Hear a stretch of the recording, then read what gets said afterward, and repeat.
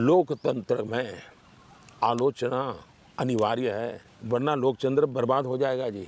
ये बीजेपी के प्रवक्ता हैं सुधांशु त्रिवेदी। बहुत सारे लोग इन्हें गूगल से भी तेज मानते हैं और धर्म विज्ञान पर इनका दिया गया बयान हमेशा ही चर्चा में रहता है। ऐसा ही इनका एक वीडियो बहुत ही ज्यादा वायरल हो रहा है। आप पहले बता दीजिए। अब उनको पहले बताता हूँ, लाइट वेव है कि पार्टिकल है? देखो, लाइट का मूल फोटान है और फोटान एक प्रकार का पार्टिकल है, लेकिन रिफ्रैक्शन और डिफ्रैक्शन जैसे वेव नेचर भी इसमें पाए जाते हैं। इसीलिए लाइट दोहरे नेचर का होता है और इसे वेव और पार्टिकल दोनों माना जाता है। लाइट जो है, जब आप पानी में लाइट जाती है तो आपको डेप्थ कम दिखाई पड़ती है, बिकॉज रिफ्रैक्शन होता है, बेंड हो जाती है लाइट। इसका मतलब लाइट इज पार्टिकल। बिल्कुल नहीं, लाइट जब पानी में जाती है तो बेंड होती है और बेंड होने का कारण है रिफ्रैक्शन। इसका मतलब लाइट का पानी में बेंड होना वेव नेचर को दर्शाता है। और देखो, पार्टिकल जब किसी माध्यम या फिर तत्व से टकराता है तो चारों तरफ बिल्कुल वैसे ही बिखर जाता है जैसे रिवॉल्वर से निकली हुई गोली किसी मेटल से टकराकर बिखर जाए। तो लाइट जब पानी के सतह से टकराती है तो उस समय इसके बहुत सारे पार्टिकल्स चारों तरफ बिखर जाते हैं,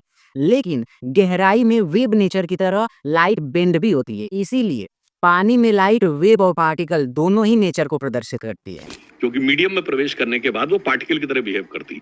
पर अगर पार्टिकल हो तो स्पेस में चलते हुए सूर्य से आ नहीं सकती लाइट की वेलोसिटी से? बिल्कुल आ सकती है। लाइट का मूल ही फोटान पार्टिकल जो मासलेस होता है, यानी कि इसका द्रव्यमान शून्य होता है और फोटान की गति लाइट की गति के बराबर होती है। इसीलिए लाइट को पार्टिकल के रूप में सूर्य से स्पेस होते हुए पृथ्वी तक आने में कोई समस्या नहीं है। तो इसका मतलब स्पेस में वो वेव नेचर को रिफ्लेक्ट कर रही है और मीडियम में पार्टिकल नेचर को? बिल्कुल नहीं, स्पेस हो या माध्यम, हर जगह पर लाइट वेव और पार्टिकल दोनों प्रकार का नेचर प्रदर्शित करती है। इसीलिए इसे ड्यूअलिटी ऑफ लाइट बोला जाता है। स्पेस में वो वेव नेचर को रिफ्लेक्ट कर रही है और मीडियम में पार्टिकल नेचर को। अगर मैं उन्हीं से कहना चाहूं, जरा इसको और ईमानदारी से सोचो कि आत्मा अंतरिक्ष में अव्यक्त है और माध्यम में व्यक्त है।